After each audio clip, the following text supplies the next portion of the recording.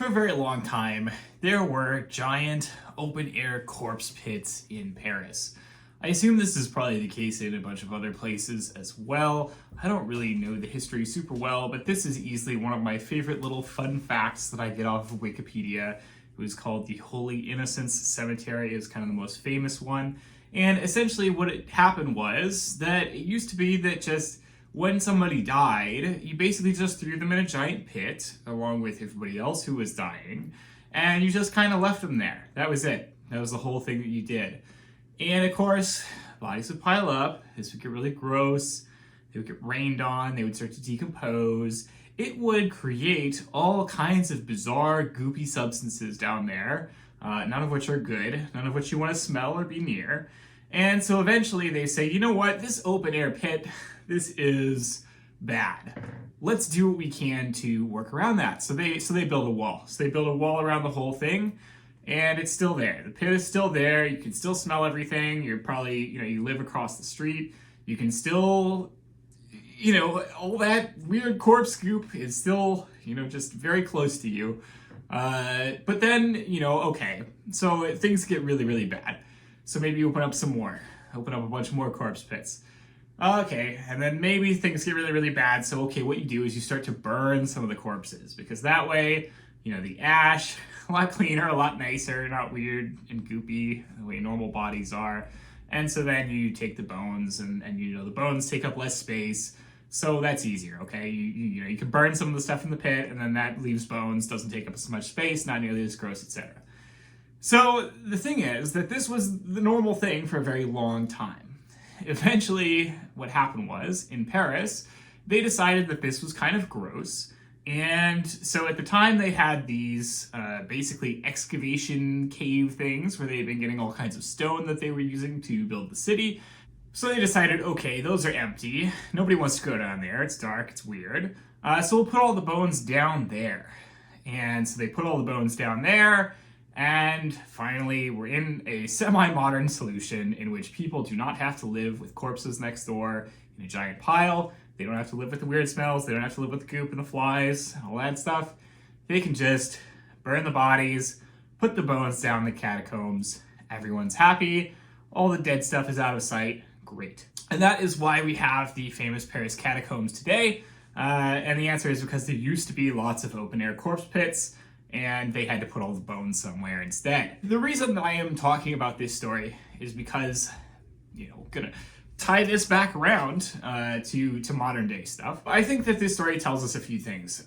One, first of all, that's how you make ghosts. I'm pretty sure, right? Like if you really if we go by like every standard imaginable, right? It's like, okay, how do you make ghosts? You don't bury the corpse properly or something like that. The guy's mad about it. He comes back. He's a ghost or whatever.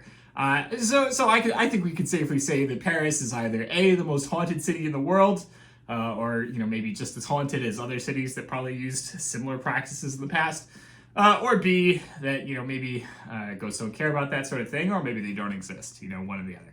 Ghosts aside, I think that this story tells us a lot about basically how, in the past, hygiene standards were very poor. And part of the reason those hygiene standards are very poor is simply because they didn't really know or understand that this was a bad thing, right? Like, people didn't know that the rats were spreading plague. People didn't know that, you could use soap to wash your hands. People didn't know about germs. People didn't know about viruses and all that sort of thing. And so, as a result, part of the reason that we live so much longer today is not because people have gotten more jacked or because they have gotten better about managing their health or their weight or whatever the case is. It's just because we have much better social systems in place that make it easier for people to live longer. And that also includes things like the very obvious one, which is healthcare. If you care about living longer, then yes, you can exercise, that's great, but exercising isn't going to help you if you've, say, been, shot by a gun, or you've been hit by a car, or you've been in, say, an industrial accident. In those cases, you need medical care, and medical care can mean the difference between your life or death very quickly. So a huge part of the reason that people live longer today is not because we're more jacked, it's not because we know more about diet, it's because we, again, have these systems in place. We know things about germs and disease now. We have things like the social idea that you should wash your hands regularly. We have things like the fact that we have hospitals that you can go to. In many countries, you have healthcare that is free at point of use. And all of these things have made a huge difference. People live today a lot longer than they did in the past. And that is probably attributable to most of the increase in the average lifespan that we see.